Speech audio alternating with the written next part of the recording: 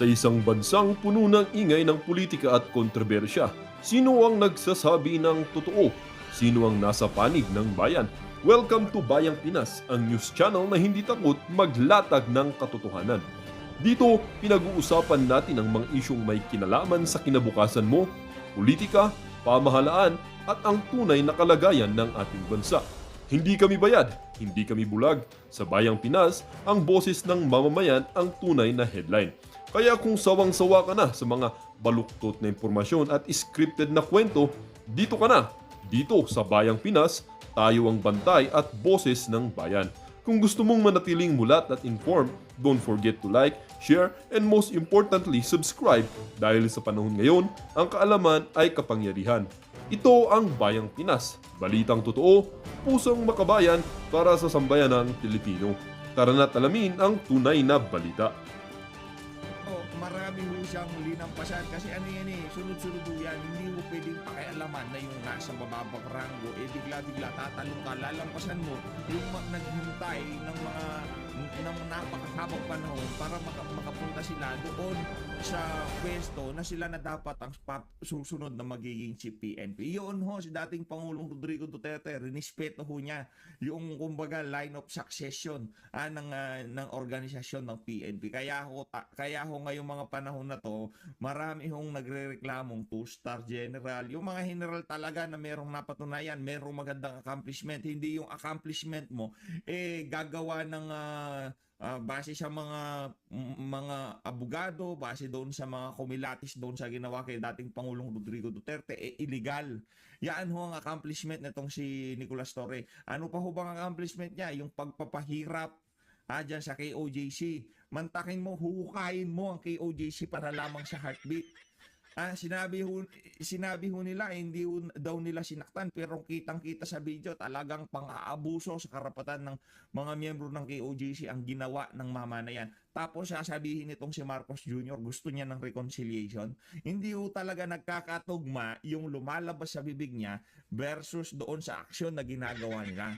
Kasi kung talagang gusto mong reconciliation, hindi mo itatalaga yan bilang bagong chief PNP. Kasi meron ng protest vote. Ano yung protest vote?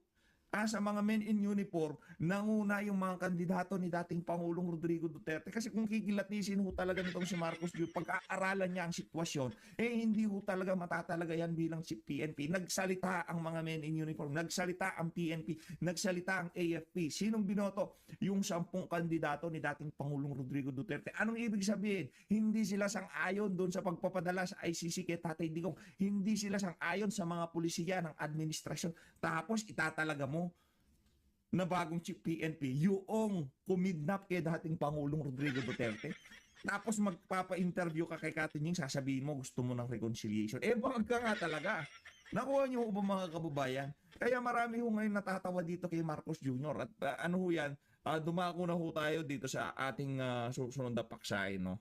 Comment ako kayo diyan sa mga ano na yan, diyan sa pagkakatalaga nitong si ni Nicolas Torre bilang bagong chief PNP. Tayo talaga ay nalulungkot diyan sa pagkakatalaga ni Nicolas Torre bilang bagong chief PNP. Kasi yung hinaing hindi na naman ho pinakinggan nitong si Marcos Jr. Commentary ako kayo diyan.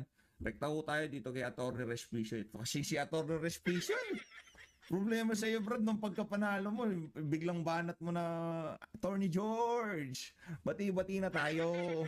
Pag, ngayon hindi ka tinalaga, hindi ka prinoklamang bilang bagong vice mayor diyan sa bayan ng Maria Mercedes. Biglang nag-alburuto ka. Dapat sana yung tayo mo, nanalo, natalo. Kung para ka sa reforma, hindi ka Attorney George, Chairman George, bati-bati na tayo. Pag napupulaan kayo tuloy. Pero ano pa rin tayo dyan, goods pa rin tayo. Maraming salamat pa rin sa pagtayo mo kahit na medyo hilaw na ngayon dahil nga noong pagkapanalo mo, bigla gusto mo maging friend na kayo ni George Garcia. Tayo ay consistent lang. Kahit na anong mangyari, kahit na sino pang manalo dyan, manalo pang mga kandidato natin, di ho tayo mabubudol ng automated election na yan. Dahil yung kabalbalan ho yan, kahit sinong tanongin yung eksperto, kahit tanongin nyo yung pinakamagaling na IT expert na kilala nyo, kung mapagkakatiwalaan ba yung automated, anong hash code, anong version, Bigyan nyo kami ng tarahan. Yun lang ang akin. Magkaroon tayo ng hybrid election. Matagal na ho nating adhikain yan dito sa PHFD. Kasi wala ho tayong tiwala sa mga makina na yan. Nung Smartmatic. Noon pa man, wala ho. Kabalbalan ho yan. Tarahan. Magkaroon ng manual counting at pagdating sa transmission, pagbabanggain lang naman, anong mahirap doon? Edi, i-note natin kung itong particular, halimbawa dito sa isang prosinto na to, nagkaroon ng overvote. Hindi nagtali yung ibinato ng makina versus doon sa binasa sa tarahan. Ilalagay lang naman doon, 10 overvote kasi dito kaya hindi nag-match yung ibinato versus dito sa pagbasa namin. Makina yan nagkakamali yan. Pero yung mata ng tao na bumabasa sa balota, hindi pwedeng magkamali yan. Marami hong maraming checker sa likod Maraming tawag dito, watcher sa likod di ba? Marami teka, tama ba yung basa mo? Number 4 tama itara ganun ho yun. Hindi kagaya nanto ko panalo yung mga kandidato natin, natalo dahil dyan sa mga makina na yan. Ito. Huli na rin ang isda sa kanyang sariling bunganga. Si Chairman George Garcia ang nagsabi niyan. Yung mga papunta daw sa transparency server, kino-consolidate muna. And then every 15 minutes, ipapadala lahat. Sabay-sabay, papunta sa mga transparency server. Para maging posible iyon, dapat meron kang intermediary server sa gitna. True enough, lumabas nga sa mga news. Inamin na rin ng media at ibang mga may-ari ng transparency server na meron ng data center tree kung saan minamanipulate muna yung data bago naglalanding sa kanila yung mga data galing sa automated counting machine. Tama ba yun o hindi? Mali po yun! Para maintindihan ng ating mga kababayan, may mga bayabas. So, mga bayabas. Dito yung tindahan ng bayabas. So, meron ho muna dito sa gitna kung saan sinusort nila, hindi ho diretso doon sa tindahan, wala hong ganun na nangyayari, yung tipo, pagkakuha dito sa mga bayabas na to, diretso sa tindahan, hindi ho. Pagkakuha doon sa mga bayabas, ilalagay doon sa isang basket, isosort nila dito, ganyan. Doon sa basket na yon, doon ho nag-uumpisa yung dayaan. Imbis na lahat ng bayabas, dire-diretso na, papunta doon sa tindahan, dinadala pa ho ni George Garcia doon sa isang basket kung saan siya ang pipili kung ano gagawin niya, kung kukuha siya ng bayabas dito sa isa na to, lalagay niya dito, babawasan niya yung ganito. Hindi na ho natin alam. Dahil nga makina yung mga yan. Nahuli na, actually napanood natin yun. Kumbaga yun ang pinakamadaling kasi hindi maintindihan ng mga kababayan natin yung tawag dito, magko-consolidate doon sa isang server bago iba to doon sa Comelec server. Hindi na lang naiintindihan yung consolidation na yun. Ang pinakamadali ito, meron tayong meron tayong naani dito, merong basket dito. Ilalagay muna sa basket, hindi dapat ang tamang gawin from provincial, diretso na yan sa Comelec. Hindi na doon sa kung ano pa mang server yan. Kasi yung consolidation server, wala nang naialam nun Bago pumunta doon sa transparency server ng Comelec o doon sa mga PPCRB, dumadaan ho muna doon sa basket. So lahat ng ibabato nitong basket na to, accurate ho talaga. Walang magkakaiba dyan. Yun ho ang ating problema dito. Dapat sana from doon sa pinagkuhanan ng boto, diretso na yan doon sa mga transparency server, doon sa Comelec server o kusang server pa ho yan. Di ba? Para at least transparent tayo. Hindi ho yung tipong itong basket na to, ang may control lang Comelec. Lahat ng lalabas dito, yun ang tatanggapin ng mga network, kung sino-sino man dyan na may access dyan sa mga datos na yan, di ba? Hindi ho ganun dapat ang mangyari dito. O kung hindi naman, doon sa pinanggalingan ng boto, wala nang pupuntahan yan, rekta na doon sa Comelec. Tapos yung Comelec kung gusto niyang ibigay, o dapat pati yung mga watchdog, meron din silang access kung doon sa pinanggalingan ng mismong boto, rekta na sa kanila para hindi na yung tipo, sa bagay wala pa rin ho kasi. Paano kung nangyari yung dayaan doon pa sa mismong porsinto? Paano doon pa lang sa pagsisend ng mga makina papunta sa municipal, papunta probinsya, doon pa lang ho nagkaroon na ng dayaan. Kaya wala ho talaga tayong tiwala kahit paano natin paikot-ikutin yan, Attorney Harold Respicio, hindi ho talaga natin pwedeng bigyan ng bigyan ng katuwiran yung fully automated election na yan. Dahil sa batas, ang sabi, bawat automated counting machine, kada pindot mo, automatic, diretso dapat sa mga servers ng COMELEC, diretso dapat sa mga transparency servers. Hindi, kakabalbalan yan. Attorney Respicio, kumbaga tapos na ako dyan sa automated. IT kayo, IT expert kayo, alam nyo kung gugustuhin nilang manipulahin yan. Isang insert lang yan ng USB sa likod ng makina, mayroong script na babasahin yan, tapos na usapan, anong subversion. Huwag ho kayong maniwala dyan. Basta ang sigurado natin dito, bigyan nyo kami ng tarahan. Di ba? Merong ilinagay na wireless device diyan na meron lang silang ididikit, hindi na i-insert ididikit lang na ganito. Meron nang mai-inject na script doon sa mismong makina. Di ba? Walang human intervention, basta ganun, ganito lang. Tapos na. Meron na yung na-inject na script diyan na ang pagkakaalam ng mga nagbabantay yung version, hash code. Kabalbalan ho yan. Wag ko kayo maniwala diyan.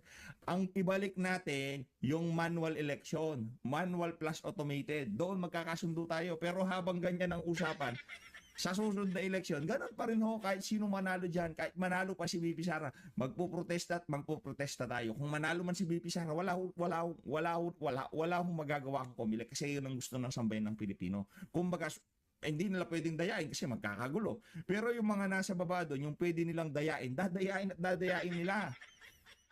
Kasi ang pansin natin sa nagdaang botohan, ang taong bayan aware na ho, gusto na ho ng tunay na pagbabago. Kahit na nga lang sa sa protest vote ng mga men in uniform, mga teacher, sinong nauna, mga kandidato ni dating Pangulong Rodrigo Duterte. Ibig sabihin, gusto ho nila yung pamumuno nitong si dating Pangulong Rodrigo Duterte. Hinahanap-hanap po nila yung Duterte brand of leadership na hindi nila makita-kita dito. Kaya binoto ho nila yung mga kandidato nitong si dating Pangulong Rodrigo Duterte. Anong ginawa ng COMELEC? Dahil siya siguro merong kausap ng COMELEC yung mga makakapangyarihang nilalang dito sa administrasyon na to o yung mga business sector o kung sino pa man na mayayamang tao dyan para panalunin yung mga kandidato na gusto nilang papanalunin. Hindi natin alam kung anong nangyari dyan. Pero kung meron ho tayong manual tarahan, wala ho tayong problema dito. Tapos na usapan. Matalo, manalo, wala akong pakialam. Kasi yun ang gusto ng sambayanan. Demokrasya ho tayo. Di ba? Demokrasya tayo. Kung anong gusto ng majority, yun masusunod. Isa lang naman ho tayo dito Kung anong gusto nila, yun nasusundin natin. Yun ho tayo. Pero kung lalatagan mo ko ng automated, wag ganun. Para tayong para tayong naglulukuhan hindi ho dapat ganun yun kasi ho yan hindi mo malaman talaga kung anong nangyayari sa loob ng mga makina na yan. Bakit ginawa yan ng batas? Para kapag mandaya ang COMELEC, huli ka agad ng mga transmission servers. Pero ano ang ginawa ng COMELEC? Pinadaan muna sa gitna. Napakatagal bago nila ipapasa papunta sa mga transparency server. Ano na ang mga posibleng mangyari kapag ganyan ang kalakaran? Therefore, pwede nang baguhin ng COMELEC yung mga pumupunta sa mga transparency server. At syempre, pwede na rin baguhin ng COMELEC yung mga data na lumalabas mismo sa kanyang mga sariling servers. So, posible ba yung daya at manipulated na yung data na lumalabas sa lahat ng mga servers? Posible po! Lalong-lalo na at napakatagal ng oras mula sa oras ng transmission mula sa mga makina hanggang sa naglanding sila papunta sa mga transparency servers. Yung mga linalatag na Attorney Respicio, yun mga facts. Pero yung ito lang tanong ko sa sarili ko kung sakali bang naproklama kayo bilang Vice Mayor, kasama ho ba namin kayo dito sa laban na to? Ayun na nga mga kababayan, rekta ho tayo dito sa pamilyang Kengkoy. Tingnan nyo ho ito ang pagkakaiba dito kay dating Pangulong Rodrigo, dito kay Vice President Sara Duterte, at dito kay dating Pangulong Rodrigo Duterte, at dito sa mga Marcos na to. Pagka nagpupunta sila ng mga mall, tinitinga pa. They are trying hard, para para pumunta sa ilalim. Para ika nga sumisid sila sa masa. Hindi yun nila magawa. Ito, tignan nyo. Mga elitista kasi kayo. Ang totoo, mga matatapobre kayo. Kagaya niya si Lisa Araneta man. Ako, number 1 sa katapobrehan yan. Matapobre ho yung ali na yan. Kaya lahat ng gagawin niya, puro kaplastikan. Ito, panoorin niyo ho ito mga kababayan. Matindi ho ito. Ayan o. Ayan o, si Lisa. May hawak-hawak ka pang plastic lang yaka talaga. May hawak-hawak ka pang mga... yan si Sandro, ano bang alam gawin niya? Nagpasayaw-sayaw lang sa club yan. Kasama niya si Rod Gutierrez. Yan kunyari may magpapapicture-picture. Grabe naman yan. Binayaran kayo ha. Ito sila Lola. Picture niyo, Lola. Natawa na lang to si Baby. Talagang nakakatawa eh. Ito si Baby. Ayan ganyan katindi. Pakinggan natin mga kababayan. Pakinggan natin. Yan, dapat ganyan, di ba? Dapat ganyan ang galawan. Baka ma-copyright tayo. May music kasi ito. Tanggalin ka. Ayan ganyan siya pagkaguluhan sa publiko itong si BP Sara. Nakita nyo kung yung kaibahan?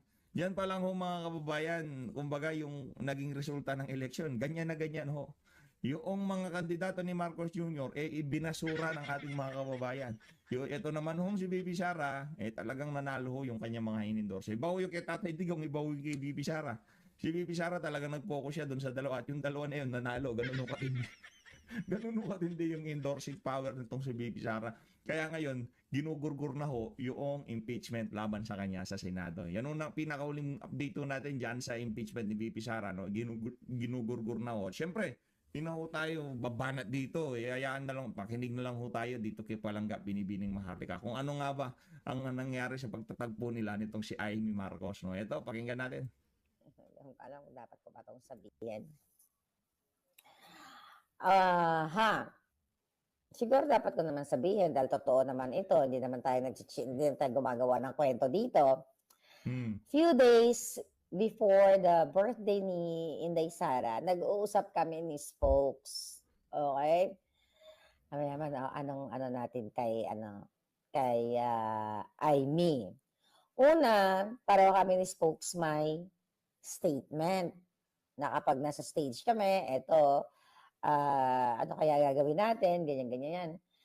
Pero we realized na it's not about Amy. The event is not about Amy. The event is about birthday ni Inday Sara. Tapos sabi namin, okay, hindi natin siya pag-usapan. Pag-usapan na lang natin yung birthday girl. Okay? Yung birthday girl. Pero few days before, nagkita si Spokes, pasensya ka na, chichika ko na. Kasi totoo naman ito, okay? Siyempre, ang goal natin is si Mary Jean. Si Mary Jean Villamor, gusto talaga ikwento yung secret. Okay, maganan. Fesla ko dito dahil ang daming pagkain. Anyway. Alright. Ang istorya talaga, ito walang sugar coating, walang kadyotahan. Alam mo naman yung iba, alam mo naman yung mga nag-feeling na parang alam nila yung nangyayari sa gitna ng sabi ni Mariette, sabi niya awkward moment. Totoo yan. I will talk about awkward moment. Pero okay. So nakita niyo naman pinost ni Spokes yung picture niya. Nagkita sila beforehand ni si Spokes ay si VP ay nag-invite ng lunch. Nagkita sila ni Spokes Harry, Senator Robin Padilla, at may isang congressman doon na basta yun. Ano yung Palangga gusto mo? Okay na. So ngayon, so ang chika boom boom doon, it's not about kung ano man. Ang pinag-uusapan doon, kung paano solusyonan yung ginawa na pangingidnap ni Bangag Jr., na kapatid ni Amy Marcos, kay Pangulong Duterte. Okay? They talk about yung strategy, yung gagawin ng mga lawyers and everything, and of course, yung impeachment ni Inday Sara. Pero, eto lang yung konteksto na doon sa meeting, doon sa lunch na yun, wala ako doon, hindi man ako invited doon kasi it's about, legalities, hindi naman tayo maalam sa ganyan. So, si Spokesari ang expert dyan. Pero siyempre, exciting ito. So, ang Chika Boom Boom, kwento to sa akin ni Robin Padilla, Santo Robin at Spokesari. Para sila ng Chika Boom Boom. So, doon sa lunch na yon, ang konteksto na parang, bakit magalit na galit si Mar? Ay, nagla-live ako. It's okay lang. So, chinichika ko yung mga pangyayaring behind us. Hindi ba okay lang naman? We're just being real. Di ba? Si Smokes mamaya sasali dito. Tapos, thank you sa lugaw, Thank you. Okay. Okay, mga palangga. So, ang naging konteksto doon ng kanilang meeting nila Spokes, wala ako doon. Parang, bakit, nagtatatalak kami sa social media, ganyan-ganyan. Tapos, syempre napag-usapan ako, according to Spokes and Robin. Ang gusto naman ni Robin, magkaayos daw kami ni Amy. Sabi ko, it's just about my comment dahil sa kapatid niyang bangag. Alright? Yung sa akin lang, na hindi siya nanindigan kung ano man yung dapat niyang panindigan. Okay? So, ang Chika Boom Boom dun sa lunch meeting, eto, na parang, bakit si Maharlika, galit na galit, So, parang hindi. Ano pala, I think, nung nag-meeting sila, nag-vlog ako noon dito sa time na yun. Nagsalita ako tungkol kay Mangga. Sabi daw ni Amy noon, sabi niya, bakit si Maharlika? Nakita daw niya, parang nag-vlog ako, galit na galit. Yeah, galit na galit. Parang galit na, nagtatatalak na naman daw ako. Sabi ni Amy. So, ang chika, syempre, nagtatatalak ako dahil kay bangag. It's not really personal dahil gusto kong talakan si Amy. So, doon sa lunch na yon, nagkakwento daw si Amy na kay VP Sara na in-invite niya ako noong 2017. Ako daw talaga ay loyalista. Parang sad siya na, nagkaroon ng ganito. Even ako naman, sad din naman ako noon, di ba? Okay, thank you. So, ngayon, parang ganun yung chika doon. Hindi ko maikwento lahat kasi wala naman ako doon sa meeting na yon. Pero siguro yung pinaka-gist lang ng istorya. So, napag-usapan ako na bakit nagtatatalak ako, ganyan-ganyan. Si Amy, syempre, maang-maangan ang lola mo kung bakit ako nagtatatalak. So, parang napag-usapan ako, parang nabanggit yata ni Inday Sara, magkakilala na pala kayo. Mataga, parang gano'n. Sabi niya, oo, loyalista nga daw ako. In fairness to Amy, parang ang nakikita ko naman, she's trying nung bago pa kami nag-meeting, na magkaroon ng maayos or reconciliation. Okay? So, yun lang yun. So, kaya nagjo-joke kami, pag nakita mo si Amy, anong gagawin mo? Wala. I'm just being cordial or civil. Diba? Lang naman manapak ako. Diba? Wala namang ganun. Kung si Trillanes nga, nakita ko, di ko naman sinapak. Tsaka, tama ba yun? Pag nakita mo yung tao, pag hindi mo gusto, sasapakin mo o bubontalin mo or what? Hindi naman ganon. So, eto na nga mga chika. So, dito sa grupo namin, ano gagawin mo pag nakita kayo ni Amy, ganon. Di wala. Di ba? Doon ka lang. Anong gagawin mo? Wala naman. Kung sabi ko nga, di ba? Kinuwento ko pala sa inyo yun, Ay, nagtanong kayo, di ba? Sabi ko, kung babatiin, kung kakausapin ako, edi go. So, ako, hindi naman ako pumunta sa dahig dahil kay Amy or kung kanino, di ba? It's about yung support ko kay Pangulong Duterte. At siya sa, tawag dito, sa mga Duterte. Pero gusto ko yung mga magagandang muna bago, this is not really about Amy. Nung na-meet ko yung mami ni Mrs. Zimmerman, Elizabeth, she is very warm, she is very nice. Ang sabi niya, sabi gano'n, kasi nagpa-picture ako doon sa likod. Sabi gano'n, Maharlika, gano'n. So, sabi niya, napapanood niya ako, ganyan. Thank you po. So, very warm. Ang ganda-ganda ng pangyayari behind the scene sa loob. Even na doon si Amy Marcos. Wala walang awayan. Wala naman dapat awayan, di ba, Spoke? Sa bait naman tayo, di ba? Nagbubutod-butod lang. So, so yun yung chika, boom, boom. Ako talaga, alam ni Spoke yan, ayaw natin pag-usapan, di ba, si lola mo. Kasi okay naman na pag-usapan na natin si Bangag. Kasi siya naman talaga ang dahilan kung bakit nandito yung